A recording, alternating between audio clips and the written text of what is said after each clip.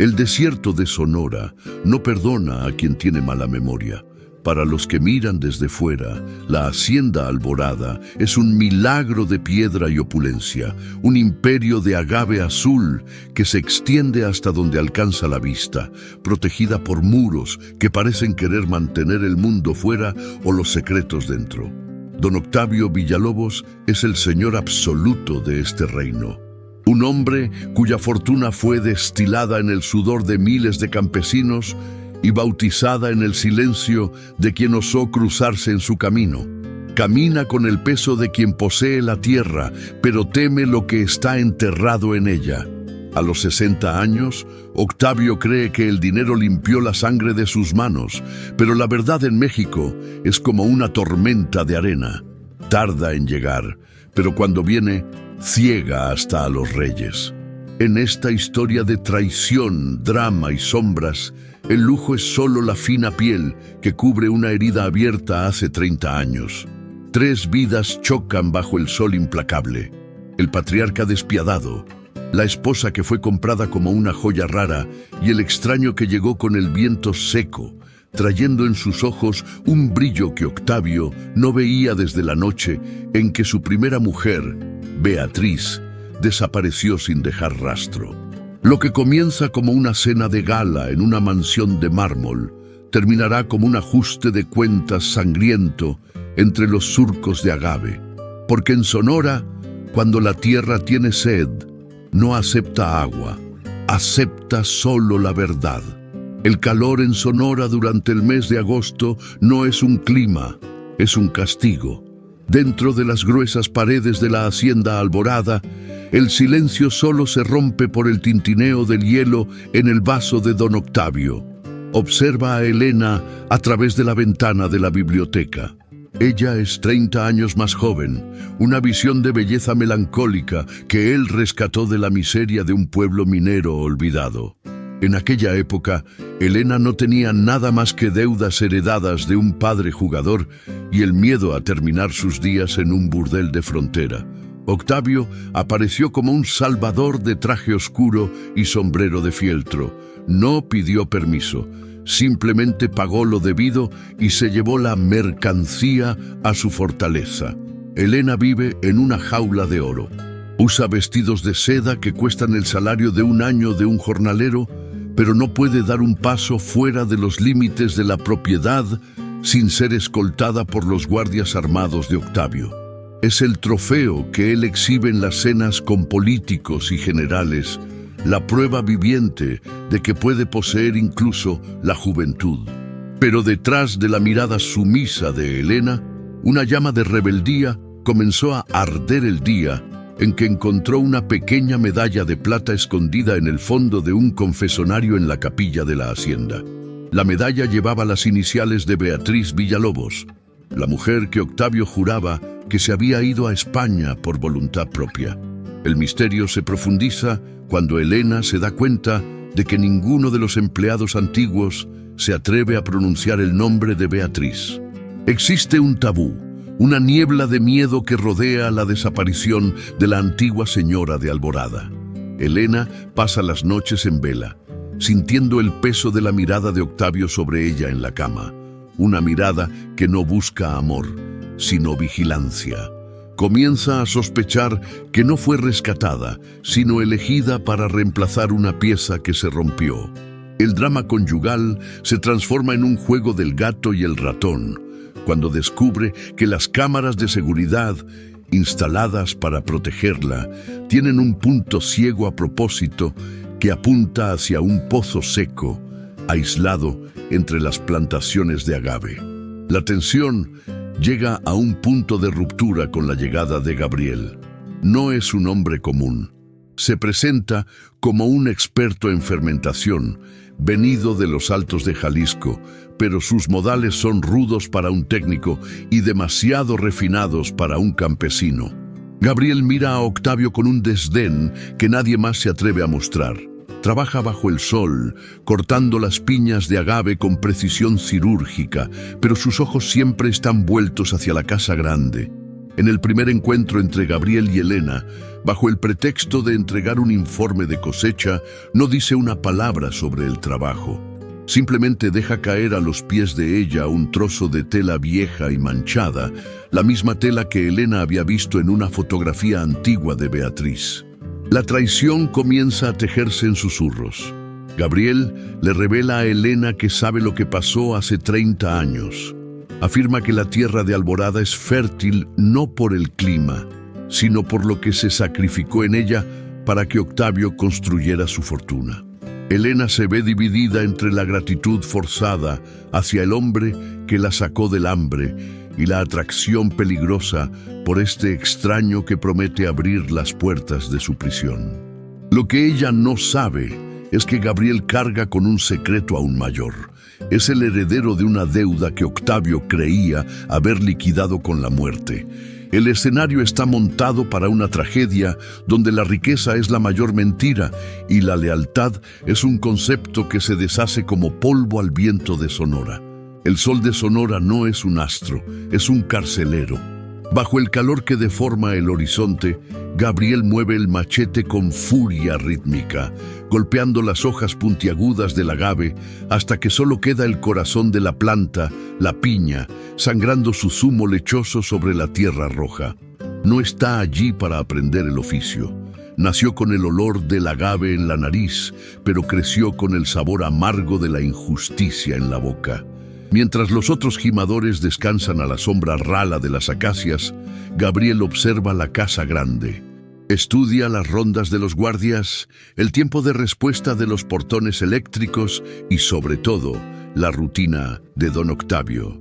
Sabe que el viejo magnate es un hombre de hábitos de hierro, un reloj de carne y hueso que cree que la puntualidad es la forma suprema de control. La estrategia de Gabriel es sutil como el veneno de una cascabel. Comienza a sabotear la fermentación de la nueva cosecha, no de forma obvia, sino alterando levemente la temperatura de los hornos de piedra y desviando el flujo de agua de los manantiales privados de la hacienda. Don Octavio, que se enorgullece de producir el tequila más puro de México, comienza a notar una turbidez extraña en el líquido. Baja a la destilería personalmente, sus botas de cuero pulido contrastando con el suelo sucio de lodo y bagazo. Es en este escenario de tensión industrial donde el enfrentamiento silencioso entre el amo y el infiltrado cobra vida. Octavio cuestiona la técnica de Gabriel y el joven responde con una calma que roza el insulto, citando secretos de destilación que solo las familias más antiguas de Jalisco conocen, secretos que Octavio robó hace décadas. Mientras la producción del tequila Alborada flaquea, el drama dentro de la mansión llega al punto de ebullición. Elena, instigada por las palabras de Gabriel y el trozo de tela que él le entregó, comienza a actuar como una espía en su propia casa. Aprovecha las horas en que Octavio está encerrado en el despacho para explorar los sótanos de la hacienda, lugares donde el mármol cede paso a la piedra bruta y al olor de humedad secular.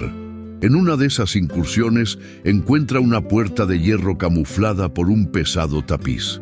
La llave no está en ninguna parte, pero las marcas en el suelo indican que Octavio entra allí con frecuencia. El misterio deja de ser una curiosidad para convertirse en obsesión. ¿Qué esconde el hombre que lo tiene todo en una celda subterránea? La relación entre Elena y Gabriel florece en los huecos de la vigilancia de Octavio. Se encuentran en el galpón desecado, donde el aroma del agave cocido es tan denso que ahoga el sonido de los susurros. Gabriel le revela su verdadera estirpe. No es solo un técnico, es el hijo de un antiguo socio de Octavio, un hombre que fue traicionado y abandonado para morir en el desierto cuando la primera gran cosecha rindió millones. Gabriel lleva una cicatriz en la palma de la mano, hecha por el mismo tipo de machete que usa ahora, un recordatorio del día en que su casa fue quemada para que la hacienda Alborada pudiera crecer. No quiere solo la ruina financiera de Octavio, quiere que el viejo vea su legado pudrirse antes de morir. Elena, sintiendo que el peligro se cierra como un lazo en su cuello, le confiesa a Gabriel que teme por su vida. Le habla de las pesadillas de Octavio, donde llama a Beatriz y le pide que se quede donde fue puesta. La traición toma un contorno físico cuando, en un momento de desesperación y adrenalina, Gabriel y Elena se besan entre los barriles de roble. Es un pacto sellado en la oscuridad, una alianza de dos prisioneros contra el carcelero, pero subestiman la paranoia de don Octavio. El viejo, desconfiado por la caída en la producción y el comportamiento errático de su esposa, ha instalado micrófonos ocultos incluso en los desagües de la destilería. En su despacho, sentado en su sillón de cuero, escucha el sonido de los besos y la promesa de venganza de Gabriel. Octavio no confronta a los traidores de inmediato. Es un cazador al que le gusta ver a la presa creer que está escapando. Invita a Gabriel a una cacería nocturna de coyotes, una tradición de la hacienda que siempre termina con mucho alcohol y sangre. Durante la cacería, bajo la luna de plata de Sonora, Octavio le entrega una escopeta cargada a Gabriel y apunta a la oscuridad, diciendo que hay animales que deben ser sacrificados antes de que infecten al rebaño. La tensión es palpable. Gabriel siente el cañón del arma de Octavio rozar su espalda por accidente. El juego de apariencias está a punto de derrumbarse y el desierto espera impaciente al próximo cuerpo que servirá de abono para el agave. El silencio en la hacienda Alborada se convirtió en un arma.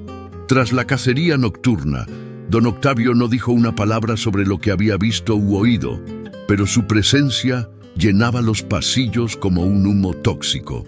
Comenzó a someter a Elena a un aislamiento psicológico refinado, una tortura que no dejaba marcas en la piel, pero destrozaba la cordura.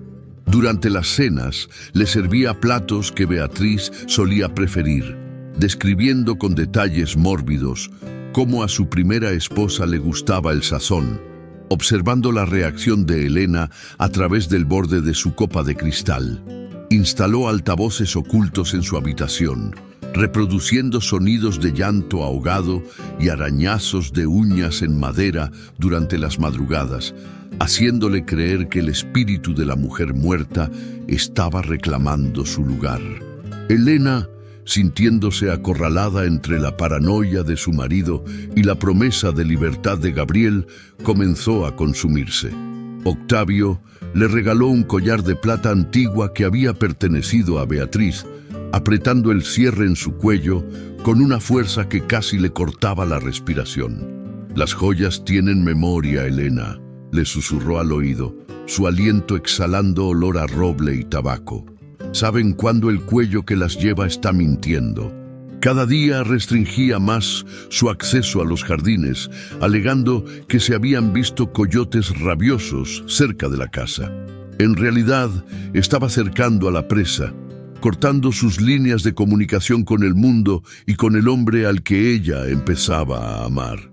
Mientras tanto, Gabriel operaba en las sombras de la destilería, movido por una urgencia desesperada. Sabía que el tiempo de Octavio era un cronómetro en retroceso. Durante una madrugada de tormenta eléctrica, cuando los truenos en Sonora suenan como cañones de guerra, logró burlar la vigilancia de los sombras y entrar en la capilla de la hacienda. Usando un estetoscopio industrial que robó de mantenimiento, comenzó a tantear las paredes de piedra volcánica detrás del altar de Nuestra Señora de Guadalupe. Buscaba el vacío, el sonido de la mentira arquitectónica. Fue entonces cuando el suelo cedió bajo una presión específica en una losa desgastada, revelando no solo un túnel, sino un descenso al infierno particular de Octavio. El aire en el subterráneo era pesado, saturado con el olor de tierra húmeda y algo químicamente dulce. El aroma del agave en descomposición usado para enmascarar el olor de la muerte. Gabriel bajó con una linterna de luz fría, iluminando las paredes donde Octavio había tallado con sus propias manos las fechas de sus victorias. Al final del pasillo estrecho encontró una celda de hierro, pero no estaba vacía. En el centro, sobre un estrado de piedra, reposaba un sarcófago de vidrio y plomo. Dentro, preservada por un proceso de embalsamamiento artesanal y bizarro, estaba Beatriz. No había sido enterrada, había sido coleccionada. Octavio no había soportado perderla ante otro hombre y la había transformado en un monumento eterno de su posesión. Al lado del cuerpo, Gabriel encontró los documentos originales que probaban que las tierras de Alborada pertenecían legalmente a su padre, el artesano de plata que fue ejecutado para comprar el silencio. La revelación de Gabriel coincidió con el colapso de Elena en la Casa Grande. Octavio, perdiendo la paciencia con el juego psicológico, decidió usar el suero de la verdad de su propia reserva, un tequila bautizado con peyote y sustancias alucinógenas. Obligó a Elena a beber mientras la mantenía encerrada en la biblioteca. Bajo el efecto de la droga, las paredes de la sala parecían sangrar el zumo del agave y el rostro de Octavio se transformaba en el de un demonio de piedra. Ella confesó su amor por Gabriel, confesó el plan de fuga y confesó el odio que sentía por cada centímetro de esa hacienda. Octavio no gritó, solo sonrió, un gesto vacío que señalaba el fin de cualquier pretensión de misericordia. Gabriel emergió de la capilla cargando las pruebas de la infamia y el anillo de compromiso que retiró del dedo de Beatriz, solo para encontrar el cañón de una escopeta apoyado en su frente. Era el jefe de seguridad de Octavio, con un radio chirriando en el hombro. La voz de Octavio llegó por el aparato, fría y metálica. Trae al bastardo a la cena. Elena extraña a su héroe y acabo de abrir una botella especial para celebrar la última noche de la hacienda Alborada. El destino de los tres estaba trazado bajo el techo de la mansión, mientras la tormenta afuera comenzaba a incendiar los campos de agave con rayos, como si la propia naturaleza exigiera el inicio del fin. El comedor de la hacienda Alborada nunca pareció tan vasto como en aquella noche de tormenta. El sonido de los truenos de Sonora reverberaba contra las paredes de piedra, haciendo que los candelabros de plata oscilaran, proyectando sombras alargadas que danzaban como espectros.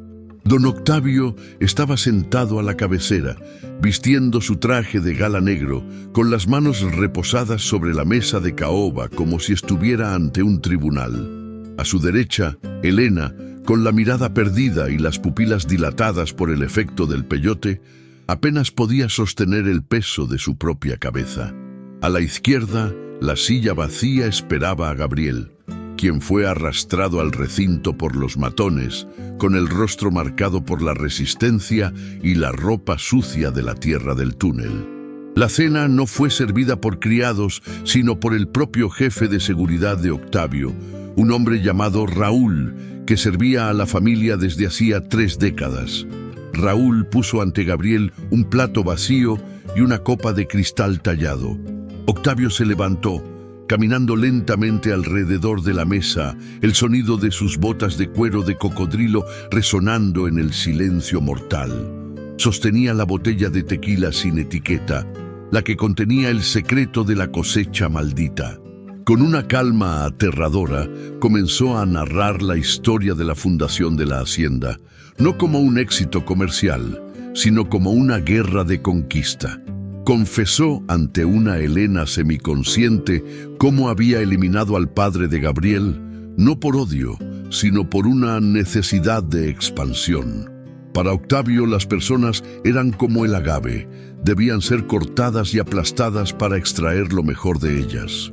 La tensión psicológica llegó al máximo cuando Octavio puso sobre la mesa el anillo de plata que Gabriel había recuperado del cuerpo de Beatriz. El viejo magnate no mostró sorpresa, sino una satisfacción perversa. ¿Creíste que estabas descubriendo un secreto, muchacho? Yo dejé el camino abierto. Quería que vieras lo que le pasa a quien intenta dejarme. Beatriz está allá abajo, preservada en mi amor, y Elena pronto se le unirá en una vitrina vecina si no me das un motivo para perdonarla. Gabriel, aún debilitado, intentó abalanzarse contra el patriarca, pero fue contenido por Raúl. El drama familiar se transformó en una negociación de vida o muerte, donde Octavio exigía que Gabriel firmara documentos transfiriendo las tierras restantes de su linaje a Alborada a cambio de la vida de Elena. Sin embargo, el misterio de aquella noche guardaba un giro que ni la paranoia de Octavio previó. Mientras el patrón saboreaba su victoria anticipada, Raúl, el fiel escudero, se acercó para servir el vino. En un movimiento rápido y silencioso, Raúl no sirvió la bebida, sino que se inclinó y susurró algo al oído de Gabriel, mientras lo sujetaba por los hombros. El público descubre que Raúl era, en realidad, el hermano menor de Beatriz, infiltrado bajo una identidad falsa durante 30 años, esperando el momento exacto en que Octavio estuviera vulnerable y con todos sus pecados expuestos. La traición dentro de la traición comenzó a manifestarse cuando las luces de la hacienda parpadearon y el sonido de disparos se oyó en los campos de agave. No era la policía, eran los carteles rivales que Octavio creía controlar, pero que Raúl había provocado deliberadamente, revelando las rutas de lavado de dinero de Alborada. El caos se instaló en la mansión. Los cristales blindados fueron alcanzados por disparos y el olor a pólvora se mezcló con el aroma del tequila. Octavio, dándose cuenta de que había perdido el control de su ejército personal, sacó el revólver de oro de su cintura, pero su mano tembló. Miró a Raúl y vio el rostro de la hermana que había matado. El drama llegó a su punto de ebullición cuando Elena, en un brote de claridad provocado por la adrenalina del peligro, agarró un cuchillo de plata de la mesa y lo clavó en el brazo de Octavio, liberando a Gabriel del agarre de los guardaespaldas confundidos. Don Octavio estaba rodeado por el hijo del hombre al que había traicionado, por la esposa que había comprado y por el cuñado que lo había odiado en silencio durante décadas. El imperio del tequila Alborada se desmoronaba bajo el peso de sus propias mentiras.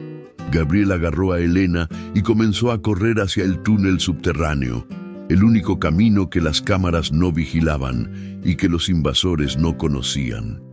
Mientras huían, oyeron el grito final de Octavio resonando por el salón, el rugido de un rey que se da cuenta de que su trono fue construido sobre arenas movedizas y que la tierra de Sonora finalmente venía a cobrar su diezmo de sangre. El calor que subía del suelo de Sonora aquella noche no venía solo del sol acumulado en las piedras, sino de las llamaradas que devoraban las plantaciones de agave. El cielo, antes púrpura de tormenta, era ahora una sábana de hollín y chispas anaranjadas. Dentro del túnel, bajo la capilla, el aire era escaso y cargado con el olor de moho y pólvora. Gabriel cargaba a Elena en sus brazos, sintiendo el corazón de ella latir contra su pecho como un pájaro herido. Detrás de ellos, el eco de las botas de don Octavio resonaba en las paredes estrechas. El viejo patriarca, incluso herido y sangrando sobre su traje de gala, se movía con la obstinación de un demonio que se niega a abandonar su infierno. No gritaba órdenes, susurraba el nombre de Beatriz, una letanía de locura que helaba la sangre. Al llegar a la cámara central, donde reposaba el sarcófago de vidrio, Gabriel se detuvo. El brillo de las linternas de emergencia se reflejaba en el rostro preservado de la primera esposa, y fue allí, ante el monumento a la posesión absoluta, donde se reveló el último secreto. Raúl, el jefe de seguridad que ahora se revelaba como el hermano vengador de Beatriz, bloqueó la salida opuesta. Sostenía un fajo de documentos amarillentos y un diario de cuero que había estado escondido dentro del propio ataúd de plomo. Raúl no quería solo la muerte de Octavio, quería la destrucción de su alma. Comenzó a leer en voz alta, bajo el sonido de las explosiones en la destilería sobre ellos, las palabras finales de Beatriz. No la habían matado solo por querer el divorcio. Estaba embarazada de un hijo que no era de Octavio, sino del artesano de plata, el verdadero padre de Gabriel. El drama alcanzó un nivel de tragedia griega. Octavio se detuvo, el arma colgando de su mano temblorosa. La revelación de que Gabriel era, de hecho, el fruto de la traición original que él había intentado borrar de la historia, rompió la última barrera de su cordura. El multimillonario se dio cuenta de que había pasado 30 años odiando a un fantasma, solo para ver a ese mismo fantasma regresar en la forma del hombre que ahora protegía a su nueva esposa. El misterio de Alborada no era solo sobre un asesinato, sino sobre la imposibilidad de poseer el amor de una mujer a través del miedo. Octavio miró el cuerpo de Beatriz en el vidrio y luego a Elena, dándose cuenta de que en ambas vidas solo había sido un carcelero de cuerpos, nunca un dueño de corazones. La traición final vino de donde menos lo esperaba, de la propia tierra. Las vibraciones de las explosiones en la superficie hicieron que las vigas de sustentación del túnel, debilitadas por décadas de humedad, comenzaran a ceder. El techo de la capilla se derrumbó parcialmente, bloqueando el camino de regreso a la mansión. Gabriel, usando las últimas fuerzas que le quedaban, empujó a Elena hacia una salida de ventilación que llevaba a los campos de agave. Raúl, viendo su misión cumplida al ver el terror en los ojos de Octavio, le entregó el diario a Gabriel y decidió quedarse. «Vete, sobrino», dijo con una sonrisa triste. «Alguien debe asegurar que el rey muera con su corona de vidrio». El enfrentamiento final fue silencioso. Gabriel y Elena emergieron en medio de las hileras de agave en llamas, viendo cómo la hacienda Alborada era consumida por un fuego que parecía purificador. Allá abajo, en el vientre de la tierra, Octavio abrazó el sarcófago de Beatriz, mientras las vigas cedían definitivamente, enterrando el pasado, el presente y el pecado bajo toneladas de piedra volcánica.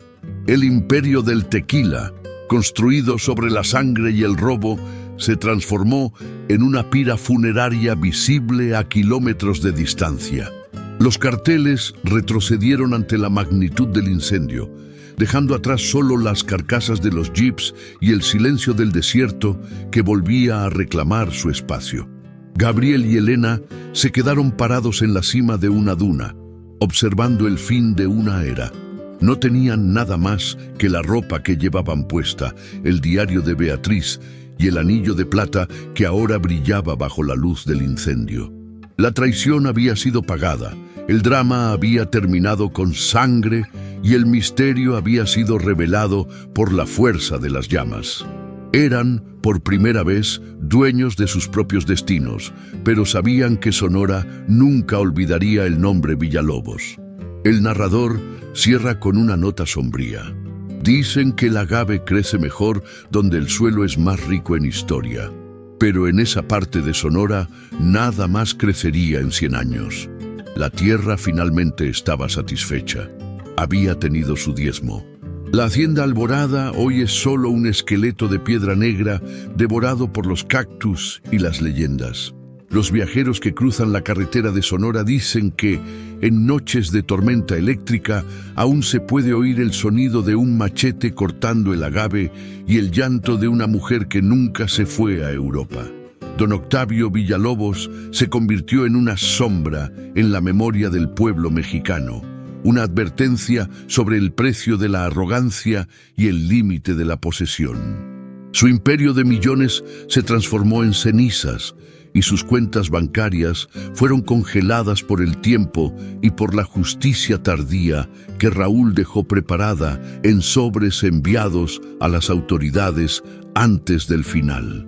Gabriel y Elena desaparecieron en las brumas de la frontera, cambiando de nombres y de vidas, pero cargando para siempre las cicatrices de aquella noche de agosto. Viven de forma sencilla, lejos del lujo que casi los destruye, entendiendo que la verdadera riqueza no está en lo que se acumula, sino en lo que se tiene el valor de dejar atrás. El diario de Beatriz fue entregado a un pequeño museo en Jalisco como un testimonio silencioso de que la verdad, por mucho que se entierre en pozos profundos o se selle en sarcófagos de vidrio, siempre encuentra una rendija para respirar. La conclusión de esta saga es un recordatorio de que, en el gran teatro de la vida, la traición es un boomerang y el poder es una ilusión que se deshace al primer contacto con la realidad. El pueblo mexicano aún canta corridos sobre el hacendado que amó demasiado sus tierras y demasiado poco a su gente, y sobre el joven que cruzó el desierto para cobrar una deuda de 30 años. La historia de Alborada termina donde empezó, en el silencio del desierto de Sonora, donde el viento sopla sobre las ruinas, recordando a todos los que pasan que la tierra no olvida, la tierra no perdona, y sobre todo, la tierra no pertenece a nadie.